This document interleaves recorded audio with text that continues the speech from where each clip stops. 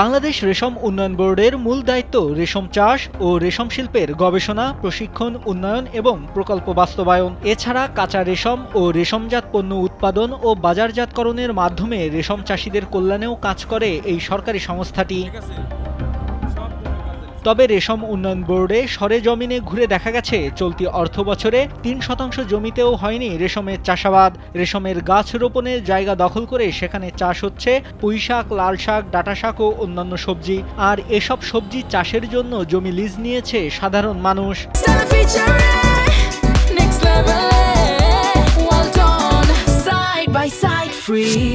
দুধ বাগান আগের মতন এখন আর মনে করেন চাহিদা নাই, পোকাও হয় না, চারপাশে আবহাওয়া খারাপ, এই কারণে এখন এখানে চারা খুব কম হয়।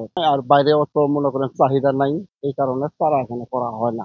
পরে থাকলে গাছ হয়ে যায়, গাছ গাছালি হয়ে যায়, এই কারণে দিয়েছে শাক খাইব, পরে জমা দিব বিঘা হিসাবে জমা দেয়। গাজীপুরের কোনাবাড়িতে অবস্থিত রেশম উন্নয়ন বোর্ডে দেখা গেছে এই ভিন্ন চিত্র।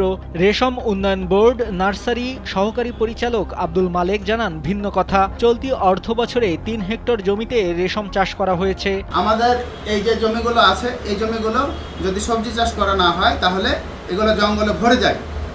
এই জঙ্গলে যেন না ভরে, এই জন্য আমরা এই সবজি চাষ করছি। সবজি চাষ থেকে রাজস্ব কিছু আয় হয় আমাদের লক্ষ্যমাত্রার উপরে। এই চারাটা হাটে বাজারে বা কোথাও বিক্রি হয় না, এটা শুধু রেশম পোকার কাজেই ব্যয় করা হয়। ধান বা অন্যান্য ফসল বা অন্যান্য শস্য যেরকম বাজারে বিক্রি হয়, এটা কিন্তু বাজারে বিক্রি না, নির্দিষ্ট আমাদের চাষির মধ্যে এগুলো সরবরাহ করতে হয়। এই নির্দিষ্ট চাষির জন্য সরবরাহ করতে গিয়ে যতটুকু আমাদের প্রয়োজন ততটুকু আমাদের লক্ষ্যমাত্রা দেয়, এতটুকু প্রয়োজন আছে, এতটুকু তুমি করো। কর্মকর্তার দাবি এসব লিজ থেকে প্রাপ্ত অর্থ সরকারি কোষাগারে জমা হয়। আর বিশেষজ্ঞদের দাবি এভাবে চলতে থাকলে রেশম চাষ একসময় দেশে নাই হয়ে যাবে। তখন বিদেশ থেকে আমদানি করা ছাড়া কোনো উপায় থাকবে না। দ্রুত রেশম চাষ বাড়াতে সংস্থাটিকে কার্যকরী পদক্ষেপ নেওয়ারও আহ্বান জানান তারা। নাইমুল হাসিব, কালবেলা।